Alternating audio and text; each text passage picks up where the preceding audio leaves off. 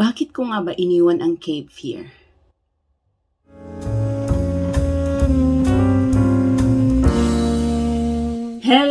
Hello friends! Hello, kumusta na naman po tayong lahat dyan? Oh my gosh! It's Tuesday morning. Ay nako, syempre pag i-upload ko to, hindi na Tuesday, di ba?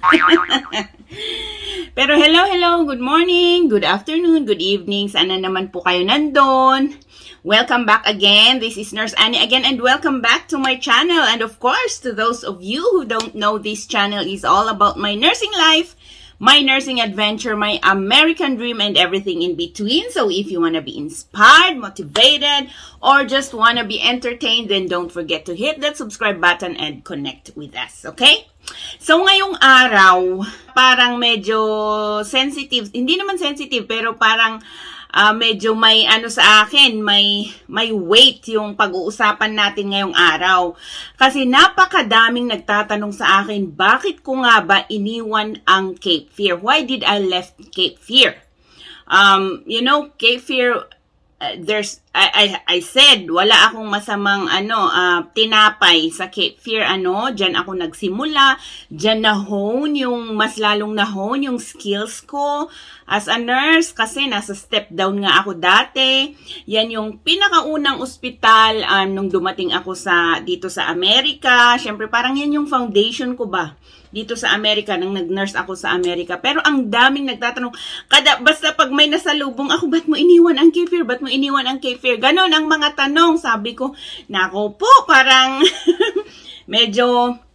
Tapos, kagabi, nanonood ako ng YouTube ba yun? Or TikTok? Basta may napanood ako sa YouTube.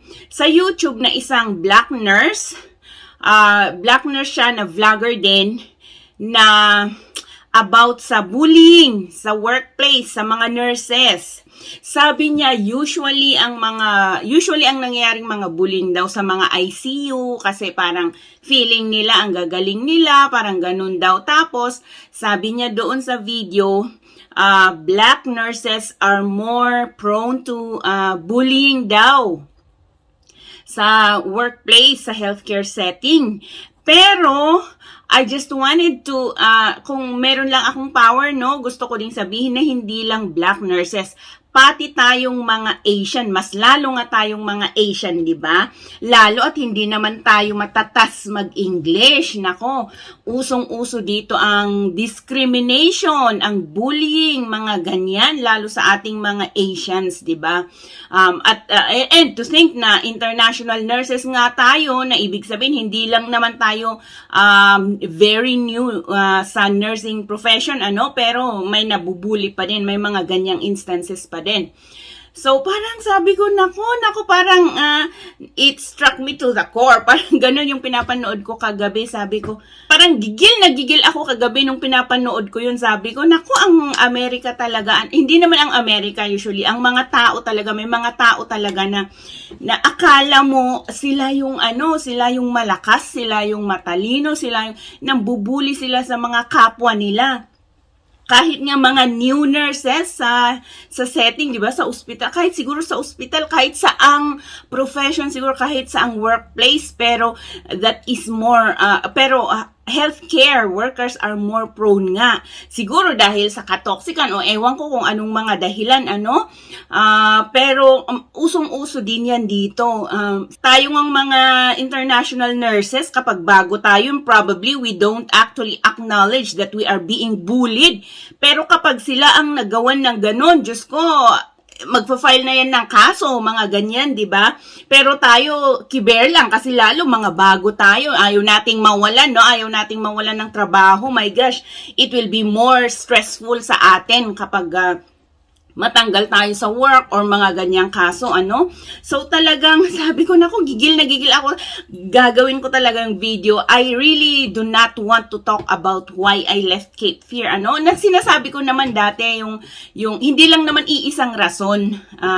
Pero the main reason why I really thankful that I left Cape Fear, Maine, hindi naman Cape Fear, Maine, is parang yan ang pag-uusapan natin ngayon, Pero bago ko ikwento, no, mag-backtrack tayo. So, I left Cape Fear, Maine noong 2020 December. So, parang 16, 17, 18, 19, 20, 4 years, more than, almost 5 years ako dyan. Sa Maine ha, sa Maine facility. Almost 5 years ako dyan. Pero iniwanan ko. And that was the best decision I ever had actually with regards to staying in Cape Fear Valley Health. So, ganito. Syempre, sa almost 4 years ko naman na pag-stay doon, nasabi ko na yata to sa ibang videos ko, I was assigned in the step down unit ng Maine. Tapos, syempre maganda naman yung relationship ko, as in friendly akong tao. Alam nyo ba na napakabait kong tao? Oo, di ba? Napakabait kong tao, wala akong kaaway, wala naman talagang, alam mo yun, I'm not even planting grudges kahit may mga nang-aaway sa akin. Alam nyo ba, sa Abu Dhabi nga, at one point, I was actually labeled as Miss Congeniality. Dahil lahat talaga ng lahi, I go along well with people talaga. Kahit mapabago, mapa-old na mga staff, talagang friendly naman ako talaga. Tsaka hindi ako palaaway, hindi ako mataray. Pero andito sa Maine, marami din naman akong hindi naman masyadong marami, pero meron din naman akong naka-close.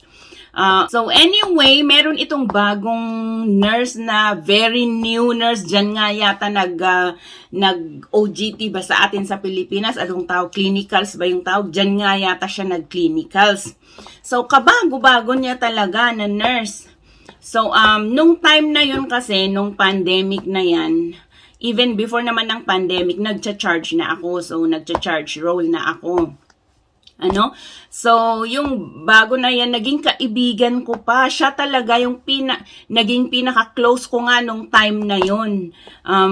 Siguro 1 year or more nga kami na magkasabay kumain, nagkukwentuhan, magkasabay umuwi, mga ganyang bagay. As in, talagang close kami dati. Nagtutulungan kami sa unit. Tapos, yun nga, pareho kaming nagcha-charge na noon, nung mga panahong iyon. Tapos nung pandemic na yan, 2020, kasagsagan yun ng ng COVID. Yung COVID, yung step down unit kung saan nasaan kami naka-assign, ginawang COVID unit ng Maine. So talagang syempre halos lahat ng staff, parang nasabi ko na to, halos lahat ng staff ng unit na yun nagka-COVID. Unfortunately, ako lang yung na-hospital. I was admitted in the hospital in the same unit na nag-work kami ng 4 days. Kasi talagang hindi ko kinaya yung COVID na yan. Grabe. So, nung na-COVID talaga ako, sabi ko, maliit pa yung anak ko dati. 2022, parang 2 years old, 3 years old siya. So, talagang takot na takot talaga ako noon. I was really afraid na pag uuwi ako, baka dala ko yung COVID. So, alam nyo ba yung ginagawa ko dati? Hindi talaga ako pumapasok ng bahay. Sa garage lang talaga ako, as in tanggal lahat hanggang panty. Oh, 'di ba? Pag censored 'yun, tanggal lahat talaga 'yan bago ako pumasok ng bahay. Talagang iniiwanan ko kung pwede nga lang may shower sa garage, no, gagawin ko kasi takot na takot ako, not for myself but for my son kasi young pa siya noon. Although malakas ang resistensya talaga ng anak ko, pero siyempre, as a nanay, as a parent, diba, takot talaga tayo doon.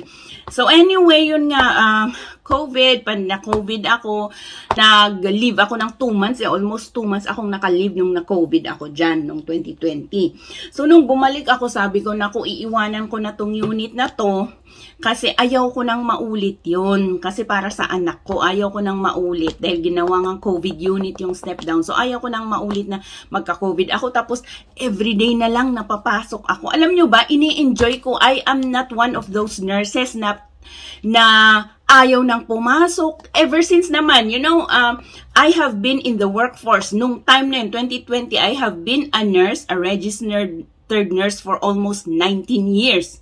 Imagine, 19 years. At saan ka pa? Siyempre, pag tumagal ka sa nursing na yan, talagang passion ko na yung nurses. I love the profession very much. Talagang ko na sa sarili ko na I am really what is this, born to be a nurse, gano'n. Parang gano'n. Talagang yun yung gusto kong gawin. Although, siyempre mag-slow down tayo pag tumatanda, pero hindi ako yung mapalaaway, yun yung tawag doon, yung konti lang, gano'n. No, I'm not that kind, ano. So anyway, yun nga, sabi ko, naghahanap na ako ng ibang ano niyan, yung ibang exit plan, yung parang lilipatan, kasi ayaw ko na doon sa COVID unit na yon. September ako na na COVID. October, sakto naman na may nakita akong opening sa Hoke. Sa Hoke naman, yung mga taga Hoke, hi. Nagtrabaho po ako dyan, okay? Mababait yung mga dyan, as in, kung doon kayo ma-assign na kung mababait yung mga leadership dyan. So, yun nga, nag-apply naman ako ng October. Tapos, last week ng October yata, na-interview ako. Luckily, pumasa naman ako. So, I was part of the leadership in Hoke. Mababait yung mga dyan, yung mga leadership dyan. So, nag-notify naman ako. So, last week tapos, yun nga, nag-charge. Biglang, parang nung malapit na nga akong umalis, parang na-notify ko na nga yata yung manager na aalis na ako. Pero, nung mga November yata yun, nagkaroon kami ng incident nung kaibigan ko, yung sabi ko nga na kaibigan ko siya ha, nagkaroon kami ng incident, parang charge ako noon. Siyempre, kung sino ang nandyan sa step down dyan, sa main, how busy. Sabi nila, that is the busiest unit in Maine. Okay? Maine CFV. At saka lahat naman halos every night, lahat ng maririnig mong rapid response from that unit talaga. Pero gusto ko yung unit na yun, hindi ako mareklamo sa trabaho. I work fast. Kaya hindi ko kailangan ng tulong mostly. Hindi ko kailangan I am not needy. I am not a needy staff, okay?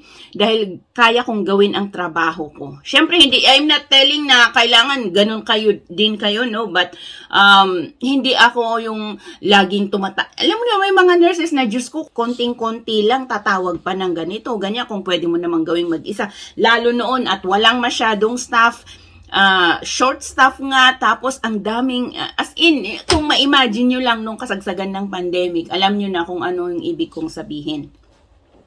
Tapos, umaga, malapit na ang endorsement yata no mga alas 6 siguro, nag-ready na. Siyempre, charge ako noon.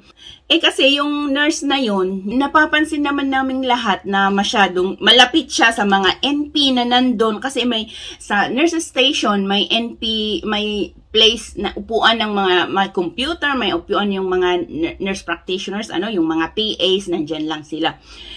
Diyos ko, sa buong unit, parang, lalo kapag may preceptist siya, parang ayaw na niyang tumayo. Doon na lang siya nakikipag-chismisan.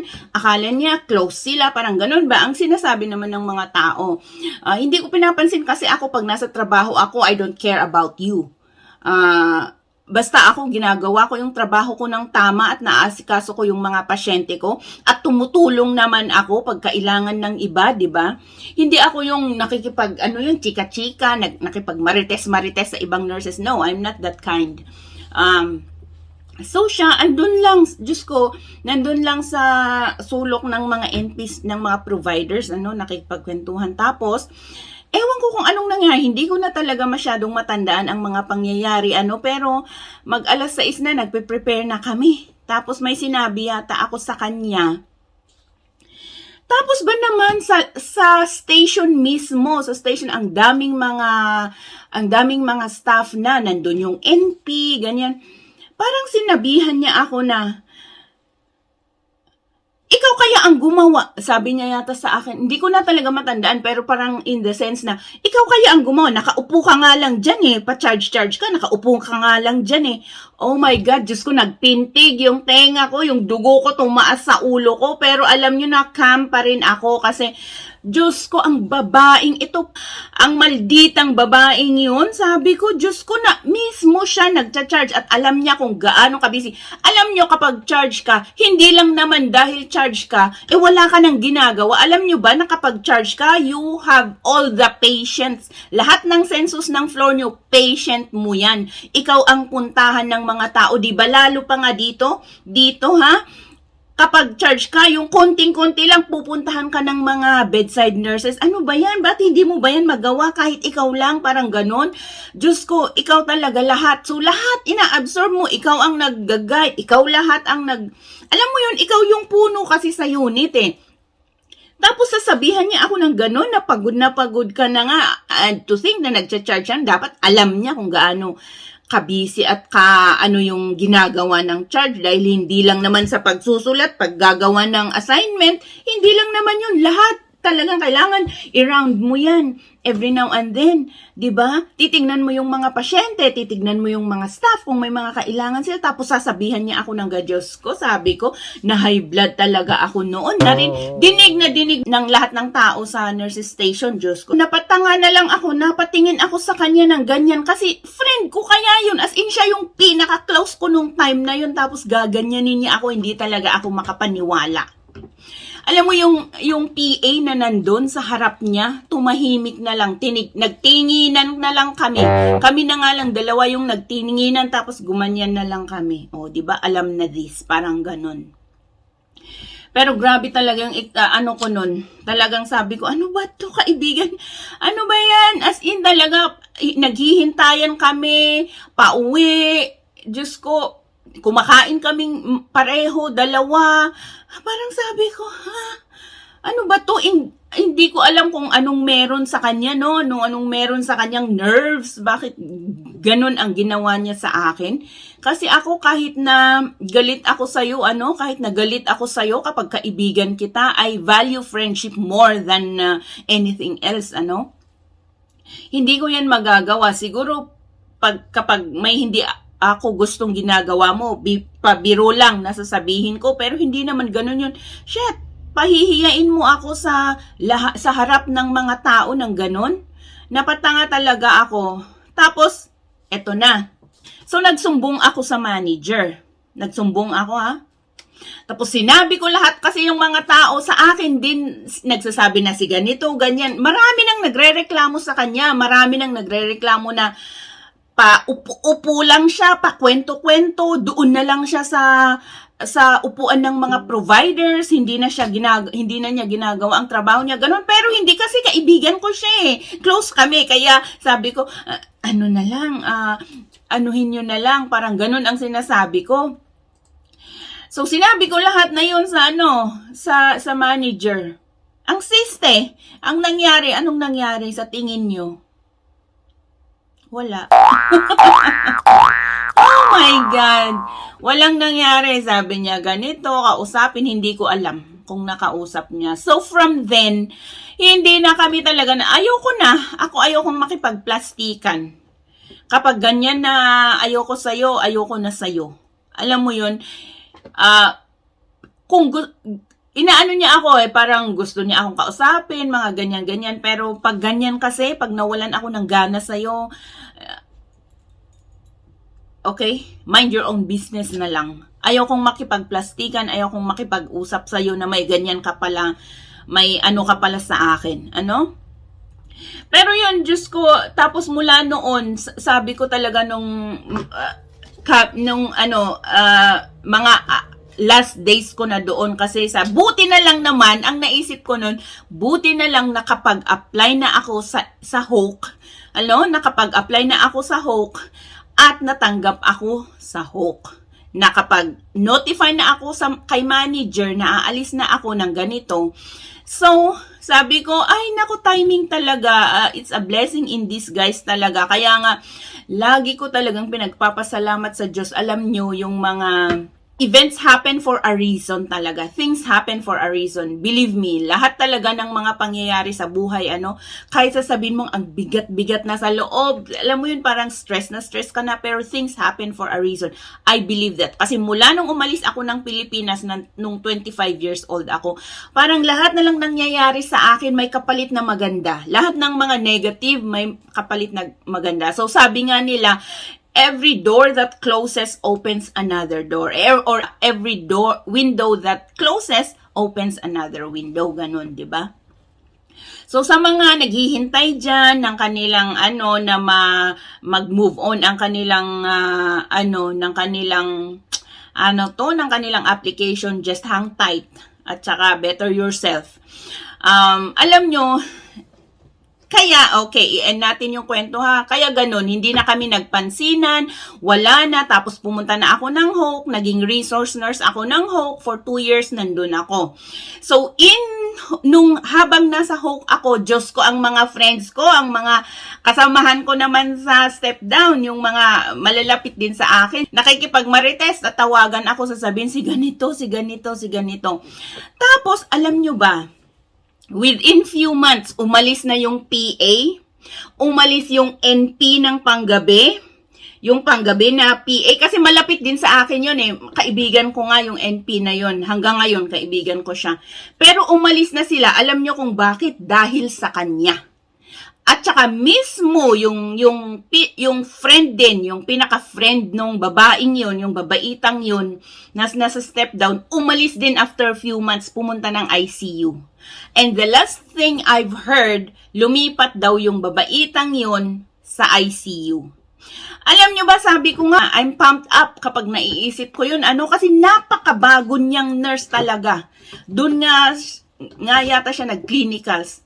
Wala pa siguro siyang 5 years o wala siyang 3 years or nagbibilang pa lang siya ng taon nung nandun sa step down. Tapos, one time nga, tinanong ko siya, kasi nagtataka ako, ang sipag naman ng mga nurses dito, no, nagtatrabaho sila, tapos nag-aaral sila, pero mind you, nagsusweldo na ang mga yan, kahit na nag-aaral pa ang mga yan na nasa klinikas, nagsusweldo na ang mga yan. So anyway, tinanong ko siya one time, sabi ko, how can you manage your school and your work? Sabi ko, alam nyo ba ang sagot niya sa akin? Hindi ko talaga, hindi ko yan malilimutan yung sagot niya.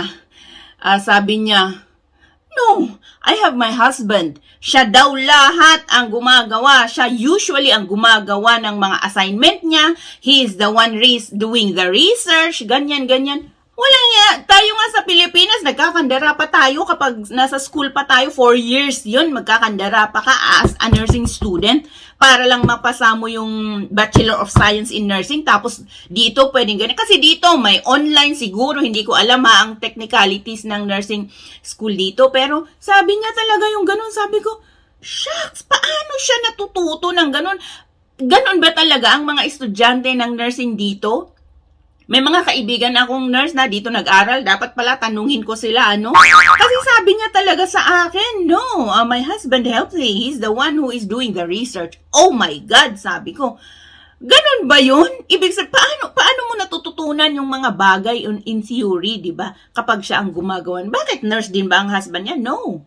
Pero anyway, I will not get into that, kasi personal na nila yun strategy na nila yun para pumasa sa nursing. Pero sabi ko, kaya yun ang point ko lang huwag kayong dapat maging strong kayo pag nandito kayo. Ako kasi, alam mo, kapag sobra na talaga, lumalaban naman ako at sumasagot ako, Pero pag ganyan, nawalan talaga ako ng doon, parang naupos akong kandila dahil kaibigan ko yung tao, tapos gaganyanin niya ako. Kaya wala talaga akong nasabi, as in, napatahimik na lang ako. Pero sabi ko, Diyos ko, nagpasalamat na lang ako. Nakaalis ako sa main, pumunta nga ako sa Hoke, and nako, yung mga nandyan, mababait yung mga supervisors dyan, lalo sa gabi. Yung mga gabi na pang supervisor, Diyos ko, mga kaberks ko yan. Kamustahin ninyo para sa akin, yung mga nandyan sa Hoke.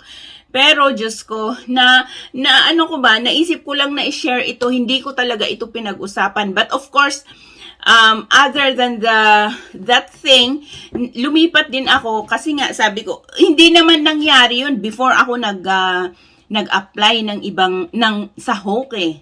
Nangyari yun after. So, hindi talaga yun yung main reason ko. Ang main reason ko is yung pandemic nga, yung ayaw ko nang magka-COVID, ganyan. Pero sabi ko nga, ang Diyos talaga, alam niya ang timing. Nasa right timing talaga kapag ang Diyos ang nagdesisyon para sa iyo, if you will surrender everything to Him.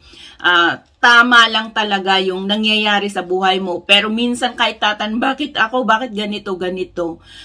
He has His own plans for you and you have to accept. You have to go on the flow, ano?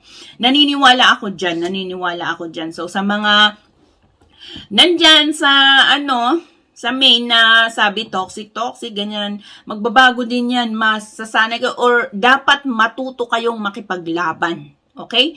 Never let anybody look down on you o kaya i-bully kayo. Dapat lumaban kayo. Kung gusto nyo, kausapin ninyo siyang personal, kung tuloy-tuloy pa, alam nyo na yung hierarchy, isabihan ninyo sa management, o ganyan. Yung iba nga, alam nyo ba, yung iba, dumediretso sila sa director, hindi naman po tama yun. Dapat sa manager muna, o sa charge, sa manager, sa supervisor, o mga ganyan, bago ang director. Huwag naman kayong dumiretso sa director. Kasi merong, yung tawag doon, yung steps. Alam nyo na yung ibig kong sabihin, Huwag naman yung gano'n na diretso na lang. Kasi may mga nurses na ganyan. Tapos maano-ano mo na lang, terminated na pala yung tao. Hindi naman din maganda yung ganyan. At saka hindi ko sinasabi ito, hindi ko naman nilalahat ng mga taga dito. Kasi minsan, kahit kapwa natin mga Pilipino, sila pa ang magda-down sa'yo. Sila pa yung magsasabi ng magchuchuchu sa'yo, magmamarites pa sa'yo na ganyan. So, kaya nga sabi nila, love your job, love your work, love your profession, but do not submit. Do not be loyal or do not be too much with your company. Okay? Kasi trabaho yan. Anytime pwede kang mawala. Anytime pwede kang mawala. They will not hindi sila magsisisi na tanggalin ang mga nurses dahil malaming pumupunta. Pag-uusapan din natin yan sa susunod. Pero gusto ko lang, I just want this to, to bring out. Gusto ko lang sabihin talaga kasi inis talaga ako nun.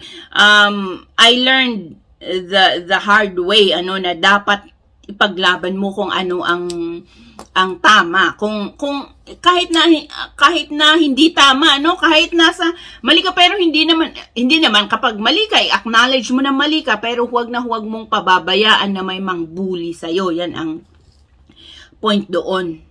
So, Diyos ko, umano na naman ang oras, itigil na natin ito. Tapos, nag-work na ako sa Hoke. I was enjoying Hoke. Sabi ko nga, I never worked overtime. 3 days lang po since pumunta ako dito sa Amerika. And naging malapit sa akin yung mga night shift supervisors dyan sa Hoke. At ikumusta ninyo ako kung sino man yung mga nasa Hoke. And why did I leave Hoke? Also, that's another story. Okay, mas interesting. Pero next video na kasi, Diyos ko, 30 minutes na. Pero sana, just be assertive. Ipaglaban ang sarili paglaban kapag nasa tama kayo, ipaglaban kapag nasa mali kayo, i-acknowledge ninyo, pero huwag kayong papayag na mabuli. Okay? Yun lang. Ay nako. Salamat sa lahat ng nanonood and I hope I will see you again on my next video. Okay? Bye-bye!